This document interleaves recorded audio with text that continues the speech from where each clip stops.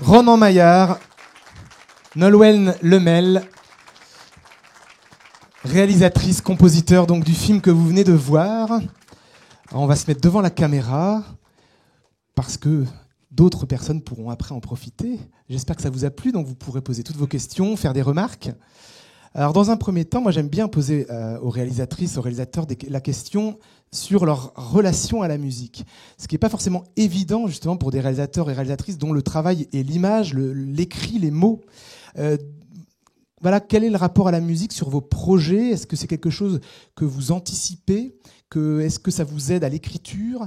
Ou alors au contraire, c'est quelque chose qui vient sur le tard, dans un deuxième temps? Alors en fait, habituellement, quand j'écris, j'ai une playlist qui se fait petit à petit de musique qui m'inspire pour le film, mais que je ne vais pas forcément réutiliser dans le film parce que pour des questions de droit, souvent ça coûte très cher, mais ça peut être des morceaux que je fais écouter aux compositeurs. Là, ça a été un travail un petit peu différent parce que comme vous avez pu le voir, je ne suis pas la scénariste du film. C'est la première fois que ça m'arrivait. Et du coup, c'est vrai que je crois que là, la collaboration, elle s'est passée un petit peu différemment sur ce film-là. Ronan Maillard, alors ce film a reçu un prix de la meilleure musique originale au festival de Luchon, on peut le saluer. Ronan Maillard, votre parcours est d'abord classique, hein, vous avez appris évidemment vos classes de composition, mais également un intérêt, on va dire, pour les sonorités pop, et donc vous aimez comme ça mélanger en fait l'aspect classique, mélodique, hein, vous aimez John Williams par exemple, et en même temps cette tonalité pop qui peut se retrouver dans le choix de la guitare électrique ici. Vous aimez donc cet éclectisme. Comment vous entrez sur un film? La question presque inverse finalement de ce que je viens de poser, quel est votre rapport avec le film, votre rapport au cinéma en général? Pour vous, est-ce que la musique doit jouer un rôle particulier ou alors c'est au cas par cas, il n'y a pas de règle? Voilà, quelle est votre approche? Alors, la question est vaste. Généralement, ma première approche, c'est de me dire qu'il faut faire la musique d'un film et pas la musique que moi j'ai envie de faire, à laquelle je pense, etc. Donc ma première approche, ça va être de lire souvent le scénario, et puis bien sûr de voir aussi le film, peut-être parfois passer sur le tournage, pour m'imprégner un petit peu de tout ce qui peut ressortir du tournage, pour m'inspirer après musicalement. Et puis après, je peux avoir une première idée finalement de style, ou en tout cas d'instrument que je vais utiliser, mais très vite, en tout cas c'est comme ça qu'on travaille avec Nolwenn, j'ai envie de partager avec elle finalement ses premières directions, pour voir si on est sur la même longueur d'onde. Et en effet, même si j'ai en effet ce parcours classique à la base, moi la musique de film, c'est pas forcément la musique classique, même si j'adore John Williams et tous les autres. Je trouve que voilà, il faut essayer de trouver le ton juste pour la musique d'un film. Donc pas forcément classique. Et le dialogue est justement très important. Alors vous discutez sur le film, vous discutez de musique, il y a une capacité de parler de la musique en elle-même, ou alors au contraire, le langage commun à définir entre vous passe surtout par les émotions, les personnages? Oui, je pense que c'est vraiment ça. En effet, on va mettre en relation les émotions qu'on a en fonction de telle ou telle scène, et on va essayer de dégager ce qu'il faut mettre un petit peu en lumière ou pas. Et on essaie de s'accorder là-dessus, ce qui n'est pas toujours évident. Forcément, on est deux êtres différents, et donc on essaie de voir quel est le bon angle d'attaque, sachant que naturellement, c'est Nolwenn qui est quand même la réalisatrice de ce film, donc je vais prêter une attention toute particulière forcément à ce qu'elle va ressentir. La première étape, c'est la couleur ou c'est la mélodie? Qu'est-ce qui est validé en premier de la part de la réalisatrice? Moi, je dirais que c'est plutôt la couleur. J'allais dire pareil. C'est ça.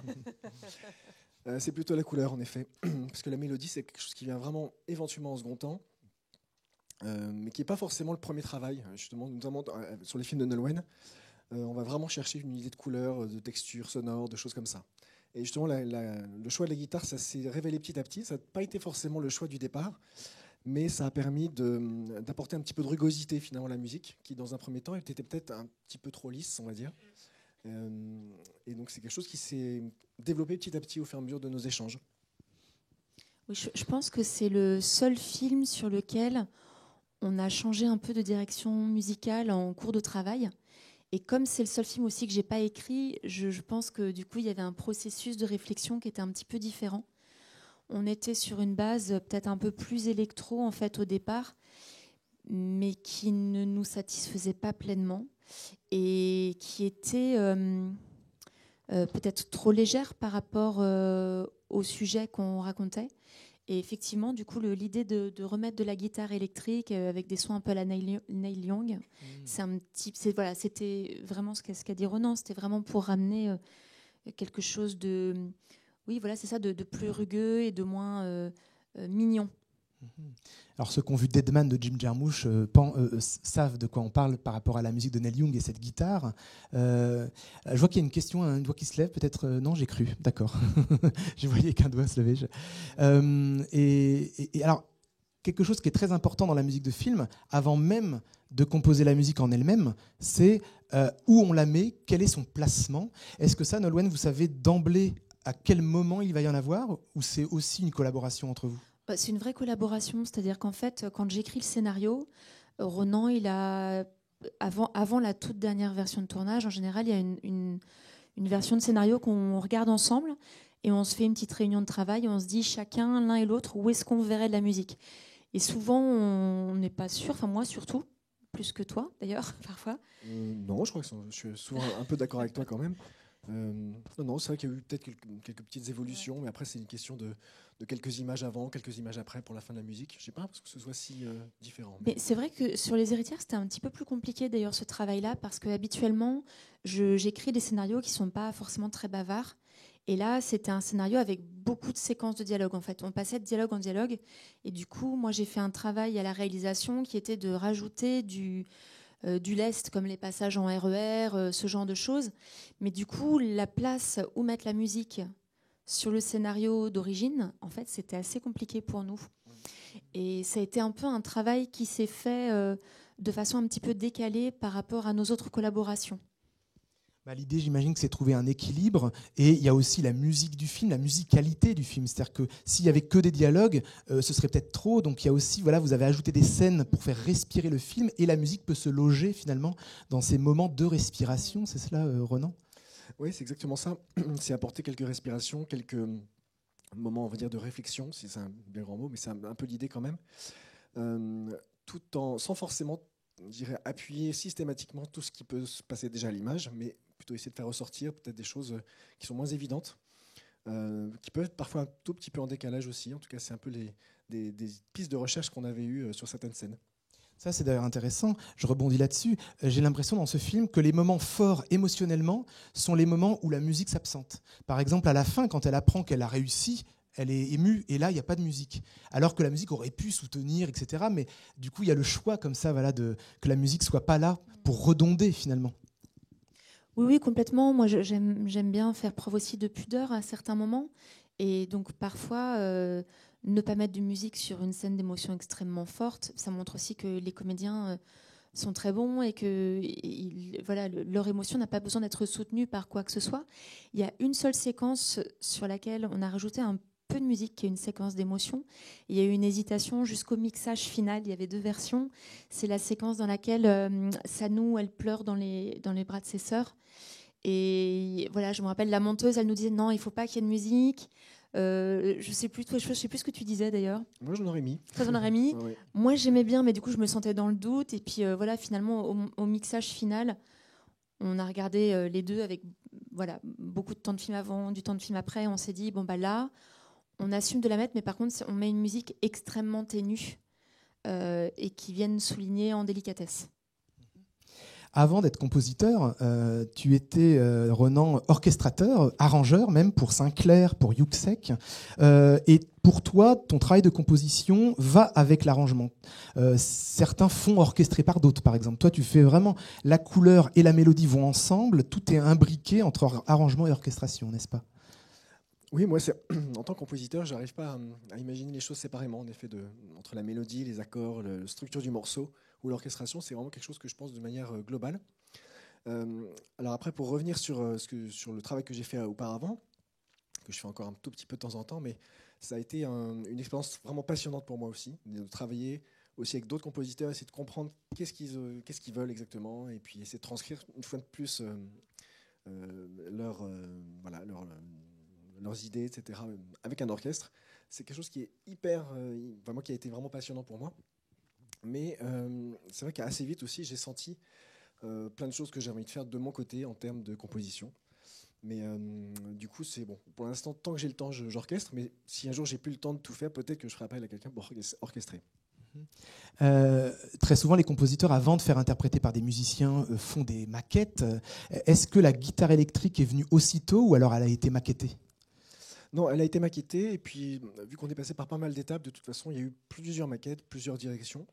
Maquette, c'est faire la musique par ordinateur avant d'avoir l'interprétation. Voilà. Et puis voilà. Du coup, il y a aussi des programmations dans la musique qu'on a entendue avec des choses qui sont déjà faites à l'ordinateur. Et l'idée, c'est de rendre quelque chose qui est équilibré dans tout ça, à la fois en vrai et à la fois en faux, avec tout ce qui est synthé. Et vu que la guitare a une grande place, il fallait après choisir l'interprète. Comment ça s'est fait ? Alors, c'est moi qui ai interprété. Alors, je ne suis pas un guitariste né à la base, parce que je suis plutôt pianiste, mais je dirais par rapport à ce qu'on avait décidé, c'était comme ça qu'il fallait faire les choses. Et voilà. Et Nolwenn, vous disiez sur le film d'avant que des musiques, une playlist, vous avez accompagné pour l'écriture. Est-ce que sur celui-ci, Les Héritières, vous aviez des références à transmettre à Renan ? Oui, il y en avait des références, mais finalement, elles ont toutes volé en éclats. Voilà, on était pas mal sur French 79. D'ailleurs, j'ai pu garder un morceau à la fin pour la scène finale, dont on a eu les droits. Mais sinon, en fin de compte, on s'est rendu compte que les musiques auxquelles je pensais, en fait, elles collaient pas si bien que ça au récit, et qu'en fait, il nous fallait quelque chose de beaucoup plus mélodique et de moins atmosphérique et de plus composé à l'image. On peut dire les choses comme ça. Et c'est pour ça que finalement le travail musical a énormément évolué et c'était comme une forme de réécriture vraiment. C'est la première fois c'était pas toujours facile, honnêtement, on a un peu souffert par moments, mais c'est la première fois qu'on se retrouve comme ça tous les deux à réécrire, à retravailler comme ça une direction musicale en cours de travail, alors que sur toutes nos autres collaborations, même celle d'après, qui est un court-métrage qui est diffusé demain, on partait des maquettes avant tournage et derrière, on suivait toujours la même direction. Je pense que là, c'est la première fois qu'on a dû avoir quelque chose d'un petit peu plus narratif. Est-ce qu'il y a des remarques et des questions ? Parce que, évidemment... Ah, là-bas, il y a Jacques. D'abord, pour commencer, vous dire vraiment félicitations pour ce film. J'ai énormément apprécié. Et alors, je ne vais pas parler de musique et de cinéma, vous en avez très bien parlé. Mais je voudrais vous demander, cette scénariste, c'est une femme, je crois. Est-ce qu'elle s'est inspirée de situations qu'elle a vécues ? Et est-ce que le titre vient d'elle ? Alors, ce sont deux scénaristes qui s'appellent Johanna Goldschmidt et Laure-Elisabeth Bourdeau et qui avaient une amie qui était CPE, qui a effectivement inspiré le rôle joué par Déborah François. Et donc voilà, c'est vrai qu'il y a beaucoup de choses qui sont tirées de la réalité. Et moi-même, je me suis rendue dans l'établissement où se trouvait cette CPE et c'est là que nous avons tourné en fait. Donc le bureau, c'est le vrai bureau de la CPE qui a inspiré le récit. Alors, Henri IV, ce n'est pas Henri IV, à part la Grande Porte Rouge, parce qu'en fait, on a tourné entre les deux confinements. Donc, ce qui a été très compliqué au niveau des établissements scolaires, c'est que plusieurs établissements devaient être en travaux dans l'année 2020. Les travaux ont été arrêtés pour les raisons qu'on connaît tous. Et Henri IV nous avait donné son accord. On devait tourner là-bas les chambres d'étudiants et l'établissement. Sauf qu'en fin de compte, au moment du tournage, les travaux ont été décalés. Et ça a été le cas dans plein de grands lycées parisiens, ce qui fait qu'on s'est retrouvé sans établissement à 15 jours du tournage. Donc du coup, en fait, il a fallu reconstituer un établissement prestigieux visuellement, avec à la fois la cité universitaire de Paris, où il y a la chambre étudiante, où il y a aussi la grande salle de conseil, par exemple, et un autre lycée un peu moins prestigieux, mais qui avait une architecture qui était plutôt proche de... alors, c'est pas Henri IV, c'est l'autre. Je me souviens plus du nom. Voilà, Louis le Grand. Voilà, du coup, on a reconstitué un établissement, en fait.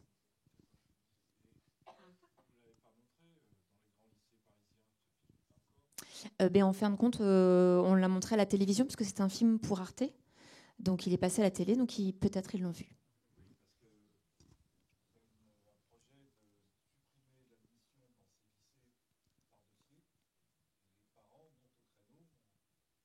Alors, on sait que le film circule beaucoup dans les lycées de banlieue, puisqu'on a été contactés, moi et les scénaristes, à plusieurs reprises en rapport avec le film. On a eu aussi beaucoup de retours de professeurs, donc on sait que là, il est montré. Et effectivement, comme vous dites, depuis quelques mois, il y a une remise en question des projets passerelles entre la banlieue et les grands lycées parisiens. Et puis, voilà, on parle beaucoup en ce moment de transfuge de classe, donc c'est vrai que les scénaristes ont eu une vision qui était finalement très proche de la réalité au départ quand elles ont lancé le projet.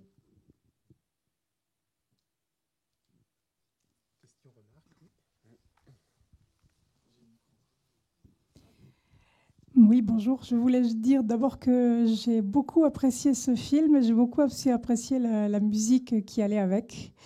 Et étant non-voyante, les films bavards, moi, ça m'intéresse bien parce que quand les dialogues font sens, et ben justement, on n'a pas trop besoin des images. Et à part quelques moments où, effectivement, les images, enfin, en tout cas, ce qu'il y avait dessus m'a manqué pour comprendre un petit peu, notamment au moment de la fête dans le lycée, enfin, dans le collège de banlieue.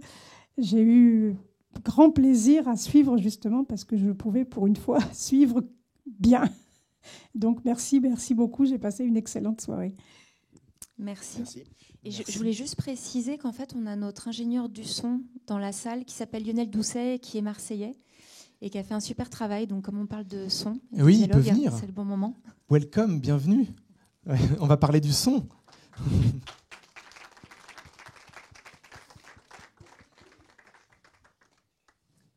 On le prend un peu par surprise, en fait.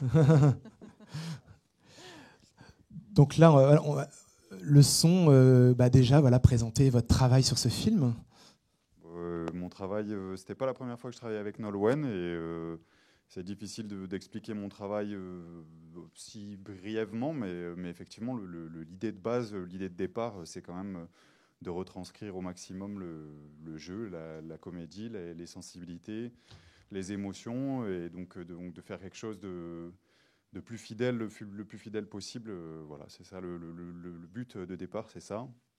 Et puis d'habiller tout ça. Après, la deuxième, on va dire la suite, c'est d'habiller tout ça avec des ambiances. Bien sûr, la musique de Ronan qui arrivera plus tard, mais moi, mon travail sur le tournage, ce n'est pas la musique, donc d'habiller tout ça avec des ambiances, quelques bruitages, voilà.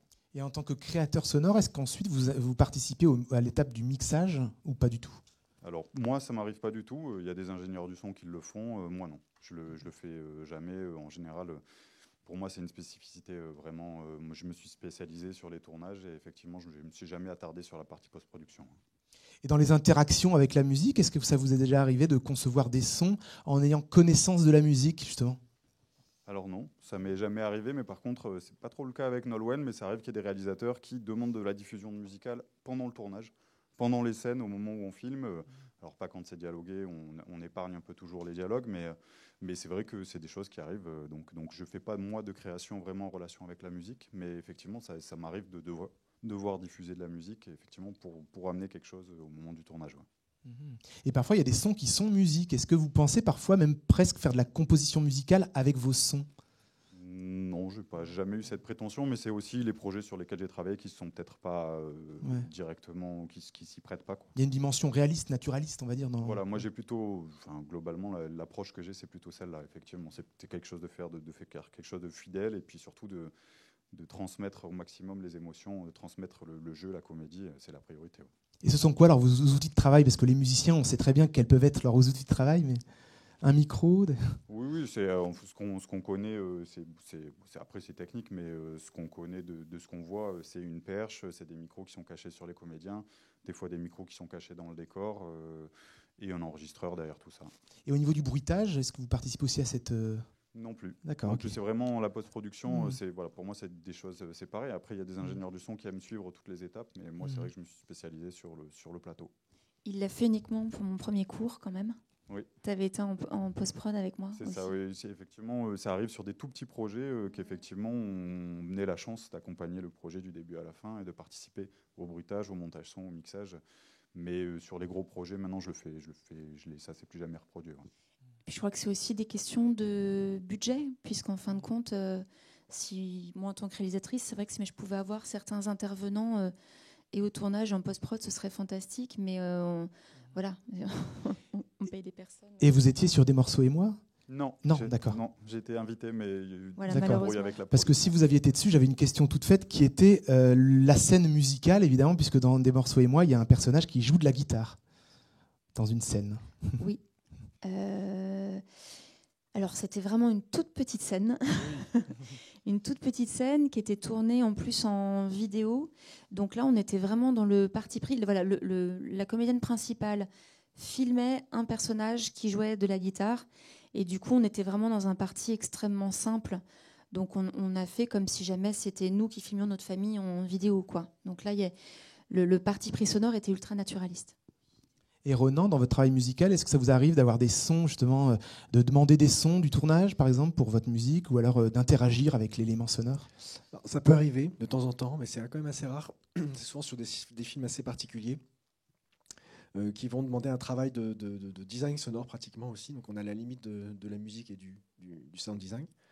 Mais bon, ça a dû m'arriver une fois ou deux de travailler avec des sons de tournage, mais c'est pas très très courant. Voilà. Alors évidemment, on doit dire que Ronan Maillard a travaillé sur un film que vous avez sûrement vu, qui est Marguerite, de Xavier Giannoli, avec Catherine Fro en chanteuse qui a une voix très cassée. Et ben là, du coup, il était question d'avoir de l'enregistrement sur le tournage, j'imagine, un travail... Alors moi, je suis arrivé un petit peu après le tournage sur ce projet-là. D'accord. Mais ils ont fait en effet des enregistrements live, mais qu'on a refait après en studio, ce qui était d'ailleurs assez compliqué, parce qu'il fallait quand même qu'on garde tout ce qui était synchronisation à l'image, etc., par rapport aux archets, par rapport à la voix, etc. Donc ça a été un travail vraiment hyper intéressant, mais très compliqué. Mais on a réussi. Il fallait faire en post-production, finalement, toutes les chansons du tournage. C'est ça, exactement. Ouais. Et notamment avec l'orchestre derrière qui avait joué, mais les micros n'avaient pas été bien placés justement pour qu'on puisse garder ces prises-là. D'accord. Donc on a dû tout réenregistrer. Comme le Parapluie de Cherbourg, en fait, où c'est tout fait en post-production, c'est pas du tout les acteurs qui chantent. On triche au cinéma. Alors, question. Oui. J'ai vu au générique qu'il y a une supervision musicale, Varda Cacon. Je voulais voir quel était son rôle, puisqu'un peu c'est inclus en fait, dans le film. Et vous aviez fait le choix un peu du titre final. Quelqu'un à quoi a-t-elle servi dans cette équipe? Donc je vais redire la question pour la caméra, c'est en fait la question Varda Cacon qui est en fait créditée au générique en tant que superviseuse musicale, ce qui nous permet de présenter ce métier d'ailleurs. Oui, voilà, c'est un poste qui a le plus souvent, je pense, en télévision ou sur des gros films. Moi, j'avais jamais travaillé avec une superviseuse musicale et elle nous a aidés à la fois à être dans une humeur qui pouvait correspondre à un film Arte, je pense, un petit peu quand même. Et puis aussi, justement, comme on était dans cette transformation de la musique et des intentions de départ, elle nous a un petit peu accompagnés là-dedans, en fait, notamment en termes de langage musical, beaucoup. Mais c'était assez intéressant de la voir sur ce film-là, alors que d'habitude, on n'a jamais eu besoin vraiment de personne pour... Non, tout ça. ça dépend des projets. Généralement, le superviseur musical, il va intervenir à plusieurs niveaux dans la musique. Il peut être en effet une sorte de tiers qui peut permettre de ramener un dialogue entre un compositeur, un réalisateur, une réalisatrice, et puis la production aussi. Et puis ils ont aussi parfois ce rôle d'aller chercher les ayants droit de certaines synchronisations, certains morceaux qu'on veut mettre dans le film. Et donc ils doivent aller négocier voilà, tout ce Voilà, qui donc est... Varda a fait ça aussi, effectivement. Ouais.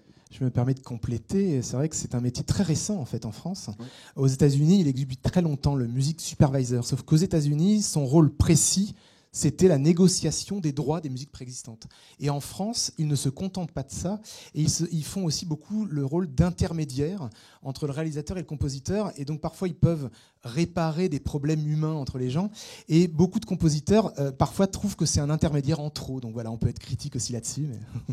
Non, mais là où c'était assez utile, là aussi, c'est que je pense que sur un unitaire télé, tout le temps est réduit. Par exemple, là, c'est 21 jours de tournage seulement, alors, tandis que le même scénario sur un long métrage, on aurait eu 30 jours certainement.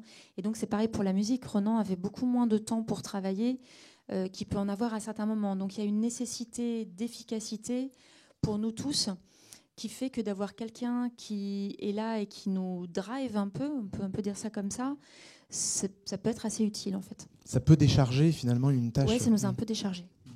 Très bien. Autre question, autre remarque? Oui, Richard.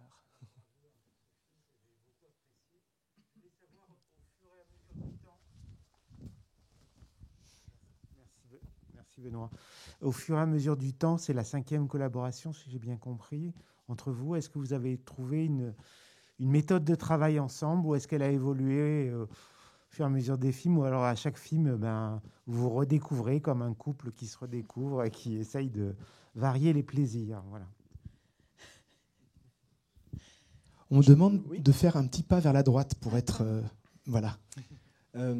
Et je pense qu'en fait, d'une certaine manière, en effet, on commence à se connaître et on sait un petit peu comment fonctionne chacun. Je sais aussi un peu plus ce qu'attend Nolwenn, mais à chaque film, finalement, on recommence un peu à zéro. Et ce film, justement, ça a été peut-être l'un des plus durs qu'on ait fait, puisque moi, j'ai fait comme l'équivalent de 2 musiques de film, puisque la première partie, la première direction, finalement, s'est avérée être pas celle qui marchait le mieux pour le film. Et du coup, en effet, c'est vrai on s'est heurté à plein de questions dans ce film, mais on a réussi à aller au bout finalement. Et je ne sais plus quelle était la question du coup. Oui, est-ce qu'on a toujours la même méthode de travail? Donc, là, je pense qu'on justement on a changé sur ce film. Ouais. On a changé, on a trouvé une autre manière d'échanger. Et en fait, on s'est dit qu'on était un petit peu trop sûr de nous, de notre collab, et donc sur ce film-là, c'est-à-dire qu'en fait, d'habitude, c'est vrai qu'on faisait tout le temps en amont des maquettes, et là, pour une question de temps, entre les histoires de Covid et de prépa extrêmement réduite en télé, on a un petit peu moins fait ce travail de préparation, et je pense qu'on l'a beaucoup payé après. Et du coup, oui, nous, on se disait, bon, on a l'habitude, nous, ça va toujours très vite. Donc, je pense que là, on s'est dit, en fait, non, il faut toujours qu'on fasse attention à faire preuve de temps et d'écoute l'un envers l'autre. Et puis, il y a des moments, on a tendance, et surtout avec le Covid, à se dire, on peut travailler à distance. Et en fait, on s'est rendu compte que non, en fait, on avait vraiment besoin d'être tous les deux aussi dans une même pièce. Et on s'est dit, pour le film d'après, on fera attention à ça. Le film d'après, donc, c'était un court-métrage donc, qui passe demain, comme je disais tout à l'heure. Et en fait, on a retrouvé une facilité incroyable de communication, ce qui fait que les musiques de la maquette avant tournage, c'est celles qui ont été utilisées, toi tu les as retravaillées un peu, mais elles ont été quand même utilisées pour le film. Et là je me suis déplacée, par contre on a dit oui, cette fois-ci on se voit vraiment tous les deux sur la fin. Cette fois-ci on a bougé de notes. On s'est dit à chaque film son histoire finalement. Non, dès le scénario. Quand du coup c'est toi qui l'écris. Quand c'est moi qui l'écris, pardon, oui. Parce que celui-là-ci, c'était pas le cas. D'autres questions et remarques? Très bien, bonne continuité de festival. Je vois d'ailleurs Nathalie d'Émergence. Demain matin, vous pouvez venir à 10h30 ici même. Il y aura une présentation du dispositif Émergence et dont des compositeurs ont pu y participer pour le tremplin, on va dire, à ses débuts. C'est très bien, ça aide. Comme trio pour la Maison du Film, Richard aussi qui est ici présent. Voilà, les dispositifs comme le 3e personnage à Aubagne. Ils sont trois là, et les 3 sont là. Voilà. Bonne fin de festival, bonne soirée. Merci. Merci beaucoup. Merci.